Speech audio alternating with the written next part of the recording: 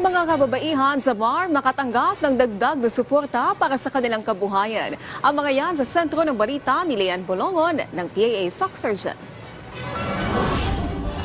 Lalo pang pinalalakas ng isang grupo ang paghahatid ng tulong pangkabuhayan sa mga asosasyon ng kababaihan sa Bangsamoro Autonomous Region in Muslim Mindanao o BARM. Ito ay sa pamamagitan ng programang Women Engaged in Responsive Solutions to Conflicts and Violence in Mindanao o We Resolve ng Relief International, kung saan katuwang din ng grupo ang Balay Mindanao Foundation. Kabilang sa mga grupo na nakatanggap ng tulong ay ang Samahan ng Kababaihan, Kilibunan, Kababayan o SKKK sa lungsod ng Cotabato. Bigyan kami ng RI ng aming project. Ito na yung deboning. Deboning kasi lahat doon gagalaw. Lahat ng equipment na gagamitin namin for deboning ay provide ng RI.